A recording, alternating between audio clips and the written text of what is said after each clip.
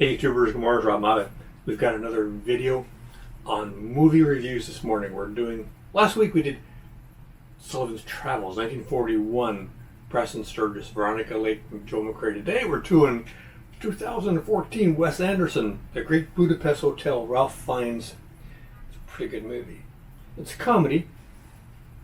For those of you in a hurry, I give it a thumbs up and like a 7.5 for different reasons. These are the reasons why. Let's talk about the good stuff. The good stuff, it's a pretty cool story.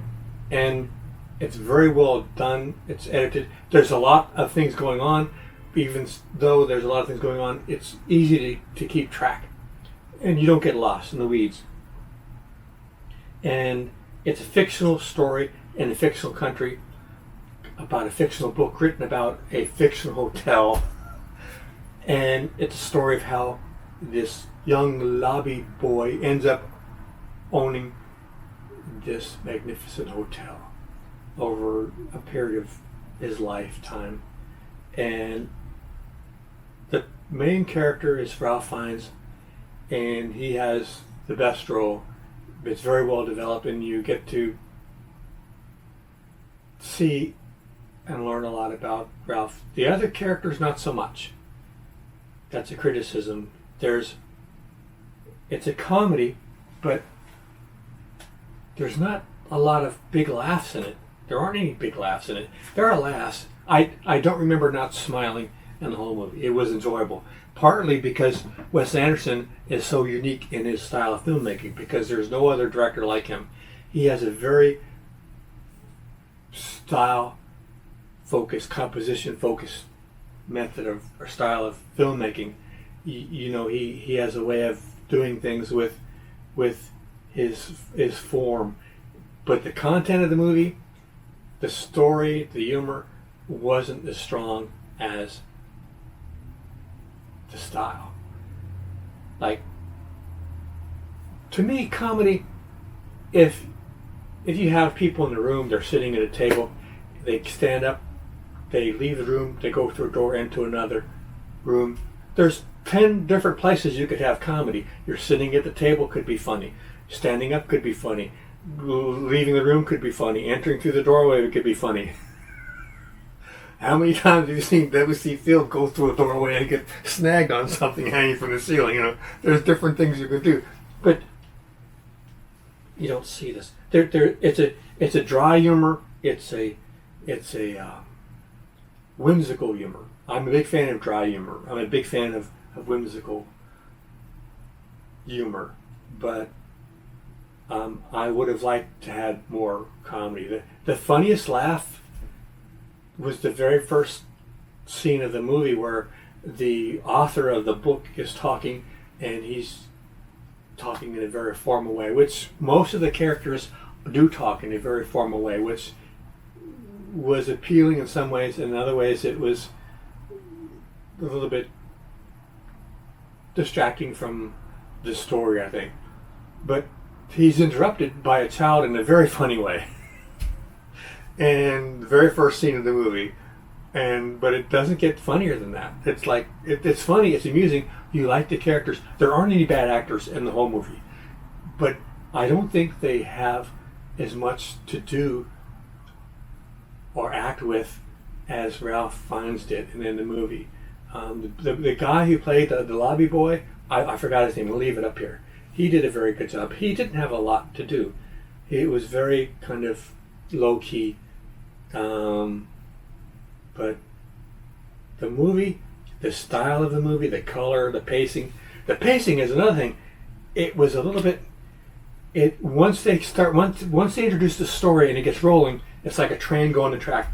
But the thing of it is that the train doesn't change the pacing or the speed. It just keeps going clickety-clickety like that. And you realize what's been happening once, like there's two scenes when they're on a train and some soldiers come, and like bad soldiers, and you're introduced into reality. Like all of a sudden, like things stop for a second, like the pacing and the everything stops, and you realize like how you've been kind of manipulated by the movie. And like, I just feel that sometimes in a movie it's better to take a pause sometimes, just so you can feel like once you get going again, how good that is. Like, you know, there's a variety where this movie, and also because the dialogue is so formal, it's like you feel like you're in a movie.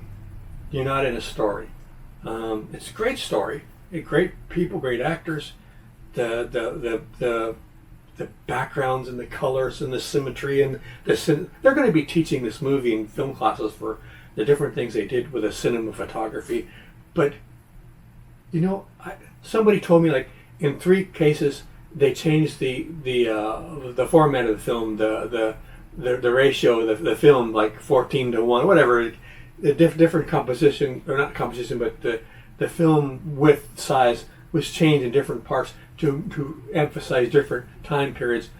I didn't pay attention to any of that. I was looking for the laughs. I was looking for the story, the character development. You know, I love Wes Anderson, the way he does his movies, and they're a visual treat, but it's like there's too much icing, not enough cake. I think he could have used some really funny writers on the movie, maybe, and then goose it up a little bit as far as the humor goes. It was whimsical. It was funny. I enjoyed myself. I smiled, but I didn't laugh. I didn't laugh. I'm glad I saw it. I might see it again without the sound, just to see the things that are happening, the shapes and the form and the composition and so on. But it's not like a crazy screwball comedy or a slapstick comedy or even romantic comedy. It's a story that's very whimsical, dry humor, but it's a stylized film unlike no other director.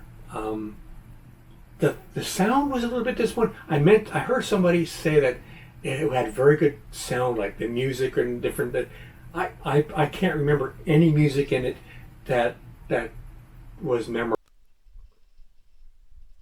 Regarding the sound of the movie, The Grand Budapest Hotel, the film won in the Academy Awards the Best Production Design, Best Costume Design, Best Makeup and Hairstyling, and Best Original Score. Nominated for Best Picture, Best Director, Best Original Screenplay, Best Cinematography, and Best Film Editing. At the Golden Globe Awards, it won Best Motion Picture.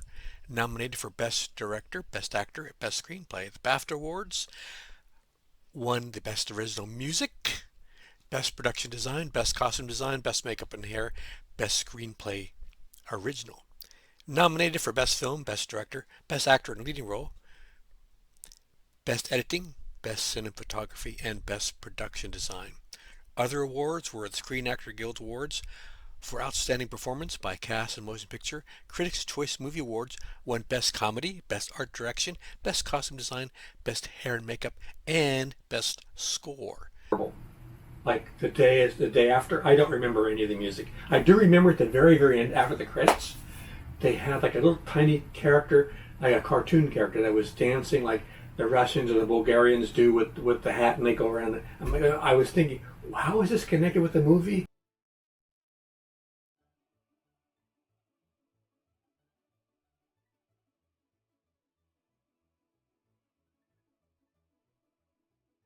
It was distracting. It was like, usually like at the end of the movie sometimes, you remember Ferris Bueller's Day Off, at the very end of the movie, everything's done, the credits are finished, and Ferris comes out of the room, Matthew Broderick, he's like, what are you guys doing here?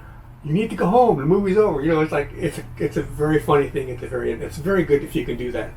So they had this little character, he was dancing, and it was like music, and it didn't click. It wasn't working. The cameos, Bill Murray was in the cameo. I said, is that Bill Murray? He looked like a moth. It was distracting. It wasn't a cameo that was worth it. There were some minor characters that, even though they had practically no lines and were only on for a tiny bit, they were very good. Like the sister that was being scared of Dafoe's character, who looked like he was dressed up for Halloween. It didn't work for me. But the sister, she really looked like she was scared. Like she was acting. She was really good. Jeff Goldblum, even though Jeff was basically reciting legal terms and stuff, he was spot on. Jeff was wonderful. I liked him a lot, and like I said, Ralph was like the nail in the wall you hang everything on. That was Ralph. The whole movie hung on him, and he made the movie as far as I'm concerned.